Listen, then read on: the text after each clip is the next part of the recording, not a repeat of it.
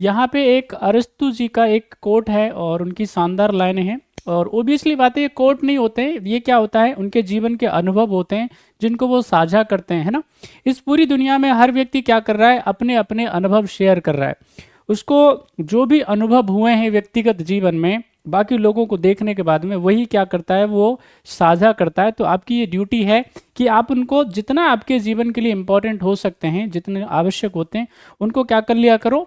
आप जिस प्रकार से सूप अच्छी अच्छी बातों को रख लेता है, उसी तरह से आप भी अपने लिए क्या कर सकते हैं, उन बढ़िया बढ़िया बातों को रख सकते हैं और बाकी सारी चीज़ों को क्या कर देते हैं, आप हटा सकते हो, साइड कर सकते हो। तो यहाँ पे जो एरिस्टोटल साहब है, अरस्तु है, वो कहते हैं हम वही हैं जो हम बार बार करते हैं। अतः श्रेष्ठता कोई कार्य नहीं होता है बल्कि एक आदत होती है। तो अगर आपका भी क्या करना है, आपको भी बेहतर चीज़ें अपने जीवन में लेकर के आनी है, कुछ बड़ा आपको अपने जीवन में लेकर के आना है, तो क्या करना पड़ेगा आपको, लगातार अभ्यास, है ना। आपको प्रयास करना पड़ेगा। और जैसा आप प्रयास करते जाएंगे, जिस डायरेक्शन में आपके जिस दिशा में प्रयास होते जाएंगे, बस आप वही बनते चले जाएंगे। सारी कहानी किस बात की है, सारी कहानी अच्छी दिशा की है, डायरेक्शन की है। और अगर आपको बेहतरीन अगर डायरेक्शन मिल जाए, आपको दिशा मिल जाए, तो उसके बाद में मंजिल तक आप एन केन प्रकारण पहुंच ही जाएंगे। तो बस बढ़िया दिशा को जरूर पकड़ लेना, बस इतनी सी बात है। अब यहाँ पे हम लोग भैया बात करते हैं किसके बारे में, भारत के अंदर जो धार्मिक आंदोलन है उनकी स्थिति के बारे में बात करते हैं। तो यहाँ पे धार्मिक जो आंदोलन है उसकी जरूरत क्यों पड़ती है, क्यों होते हैं एक्चुअली में, ये तो पता चल जाए हमको, है ना। क्यों हमको यहाँ पे हमारे जितने भी संत हैं, महंत हैं, वो सब क्यों लगातार मूवमेंट करते हैं, उसकी जरूरत क्या होती है। तो आप सारे बच्चे जानते हैं कि भारत क्या है, बेसिकली यहाँ पे अलग अलग प्रकार के धर्म पाए जाते हैं। हमारे यहाँ पे धर्म के अलावा क्या है, एक तो धर्म है, दूसरा है हमारे यहाँ पे वर्ण व्यवस्था, तीसरा है जाति व्यवस्था, उसके बावजूद भी उपजाति व्यवस्था। तो यहाँ पे अलग अलग प्रकार है। और क्योंकि जब जाति व्यवस्था है, तो जाति व्यवस्था की और धार्मिक व्यवस्था की जब हम बात करेंगे, तो 19वीं सदी में क्या होता है, ये दयनीय स्थिति में आ जाता है, निम्न स्तर की बात हो जाती है, समझ में आई। यानी कि इससे क्या हो रहा है, लोगों को खासी परेशानी का सामना करना पड़ता है। अलग अलग लेवल पे क्या है, छुआछूत है ना, डिस्क्रिमिनेशन है अलग अलग लेवल पे। महिलाओं की स्थिति बहुत दयनीय है, बहुत ही पुअर कंडीशन है महिलाओं की।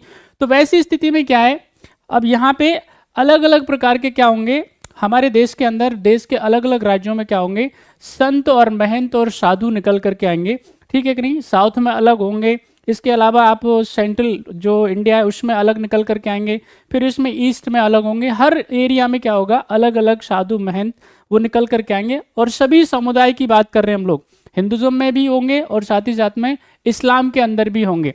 तो यहाँ पे दो प्रकार के हम यहाँ पे क्या करते हैं, धार्मिक आंदोलनों को क्या कर लेते हैं, दो भागों में बांट लेते हैं बेसिकली। एक तो जो है बेसिकली सुधारवादी हैं, यानी रिफॉर्मिस्ट बोलते हैं। वो क्या लेकर के आने चाहते हैं, सोसाइटी में रिफॉर्म लेकर के आने चाहते हैं, कुछ बढ़िया बातें इंक्लूड करना चाहते हैं। और कुछ क्या है, पुनरुत्थानवादी, जो अपलिफ्टमेंट चाहते हैं बेसिकली, ठीक है कि नहीं। तो यहाँ पे आप समझ लीजिएगा, ये जो शुरुआत होती है यहाँ पे हमारे, अगर हम बात करते हैं किसके बारे में, हमारे इंडिया के बारे में, तो यहाँ पे लगभग लगभग 6 से लेकर के 9वीं सदी के बीच में क्या होता है, ये ज़्यादा रहता है। और उसके बाद में भी ये चलता रहता है हर प्रकार से, यानी बंद नहीं होता है। ऐसा नहीं है कि अब बंद हो गया, अभी भी लगातार चल रहा है। अभी भी हमारे समाज के अंदर क्या है, बहुत सारी कमियां हैं जिनको दूर करना अति आवश्यक है, और उसके लिए बहुत सारे लोग काम कर रहे हैं। बात समझ में आई। तो ये 6 से लेकर के और 9वीं सदी में क्या होता है, सुधारवादी आंदोलन हमारे यहाँ पे आते हैं, धार्मिक सुधारवादी आंदोलन। और उसके बाद तो सुधार चलता ही चलता है। क्यों चलता है, क्योंकि हमारी सोसाइटी में कुरीतियां हैं, ठीक है कि नहीं, डिफरेंट डिफरेंट लेवल के आडंबर हैं। यहाँ पे जानवरों को क्या किया जा रहा है, सेक्रीफाइसेस बढ़ गए हैं, जानवरों को क्या किया जा रहा है ना, उनको बलि चढ़ाया जा रहा है ना। कुछ हमको चाहिए, किसी देवी देवता से कुछ ना कुछ चाहिए। तो ये क्या है, इससे सोसाइटी में क्या आता है, इससे सोसाइटी में एक नकारात्मकता का भाव आता है। और इसी को दूर करने के लिए, लोगों को खुशियां देने के लिए, सोसाइटी का अपलिफ्टमेंट करने के लिए क्या आते हैं, अलग अलग क्षेत्रों में अलग अलग सुधारक, ठीक है कि नहीं। उसमें जैसे भक्ति संतों का योगदान कैसा रहता है, वो हमेशा गा करके, म्यूजिक से, ठीक है कि नहीं, अलग अलग संगीत जो माध्यम है उनका इस्तेमाल करके लोगों को जागरूक करने का काम करते हैं। बात समझ में आई। तो इसी प्रकार से ये चलेगा। अब आप सारे बच्चे मुझे एक एक सवाल का आंसर करेंगे, बताएं फटाफट फटाफट से। क्वेश्चन आपकी स्क्रीन पे, क्वेश्चन नंबर 1 का आंसर करेंगे। निम्नलिखित में से कौन एक अलवार संत हैं? सभी आंसर करेंगे।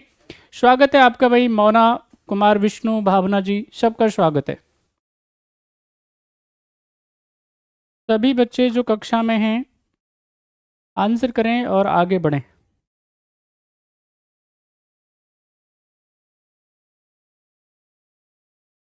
क्वेश्चन आपकी स्क्रीन पे, निम्न में से कौन सा एक अलवार संत है? Who among the following is an Alvar saint? जल्दी बताएं क्या है सही आंसर। चलिए देखिए, यहाँ पे अगर मैं बात करूं आपसे, तो ये साउथ के अंदर यानी कि साउथ इंडिया के अंदर दो संत जो हैं, बेसिकली दो संत संप्रदाय आएंगे, और ये तमिल बेसिकली याद रखना है आपको, संत हैं। एक का नाम है नयनार, है ना, एक का नाम क्या है नयनार, और दूसरे का नाम क्या है अलवार। अच्छे से याद होना चाहिए। अलवार जो है बेसिकली वो क्या है, शिव के भक्त हैं। भगवान आशुतोष को क्या करते हैं, पूजने का काम करते हैं, उनको मनाने का काम करते हैं, ठीक है। और इनकी जो संख्या है बेसिकली वो कितनी है, 63, 63 इनकी संख्या है बेसिकली। ओके, यहाँ पे जब हम बात करेंगे किसके बारे में, अलवारों के बारे में, तो अलवार जो है बेसिकली वो क्या है, भगवान विष्णु को मानने वाले हैं ना। ये क्या है बेसिकली, ये क्या है, भगवान विष्णु को मानने वाले हैं। वैष्णव ये क्या है, संत हैं बेसिकली, और इनकी जो संख्या है वो कितनी है, 12, ठीक है। ये अच्छे से आपको याद होना चाहिए। और ये क्या है, ये समझ लीजिए अच्छे से, ये क्या है, तमिल जो है कवि हैं। अब यहाँ पे ये सवाल आपसे पूछा, इसमें से एक अलवार संत के बारे में बता रहा है, तो कौन सा एक इसमें अलवार संत है, जरा बताएं। सुंदरार, अंडाल, सुंदर मूर्ति और अक्क महादेवी। तो इसका जो आंसर है भाई वो क्या है, आप कमेंट करके मुझे बता दीजिए जल्दी से। इसका आंसर क्या हो जाएगा, वो है अंडाल। अब ये अंडाल जो है, ऐसा माना जाता है, ऐसा कहा जाता है कि ये क्या है, महिला संत है ना। सारे बच्चे अच्छे से याद कर लीजिएगा। तो राइट आंसर इसका क्या हो जाएगा, B is the right answer. Next question का आंसर करेंगे आप, फटाफट से बताइएगा। क्वेश्चन आपकी स्क्रीन पे, क्वेश्चन नंबर, फटाफट से बताइएगा सेकंड का क्या है सही जवाब। सभी आंसर करिए जल्दी जल्दी से।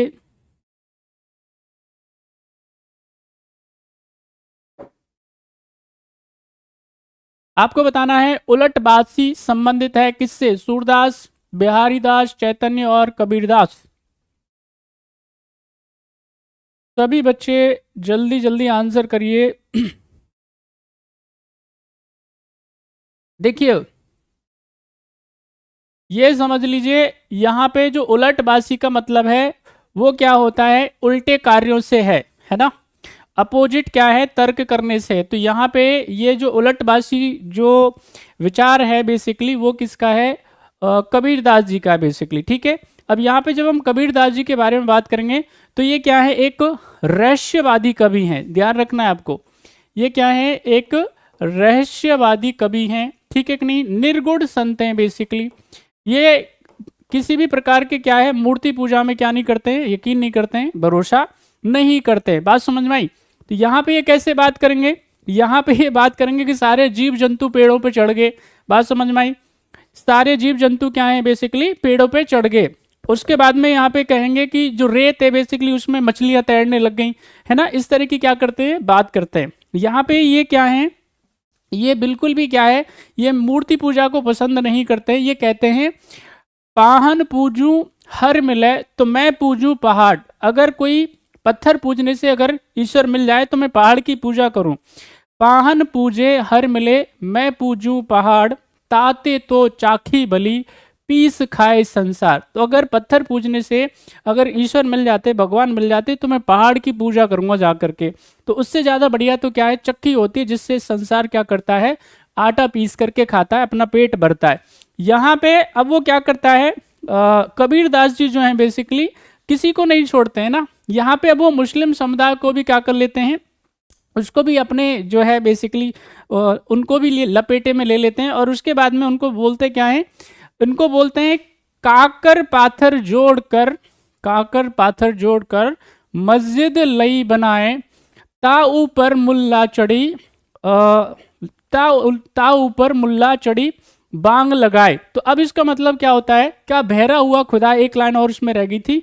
तो यहाँ पे वो कहते हैं कि ये काकर पाथर जोड़ने के बाद में क्या कर लिया जाता है, एक मस्जिद बना ली जाती है और उसके बाद भी क्या किया जाता है, जो उस पे मुल्ला है जो मस्जिद में बांग लगाने का काम करता है, तो वो क्या है उस पे चढ़ करके क्या लगाता है, बांग लगाता है। तो वो कहते हैं क्या इस जो अल्लाह है क्या वो बहरा हो गया है, तो इसका मतलब क्या है वो किसी को नहीं छोड़ते हैं। बात समझ में आई?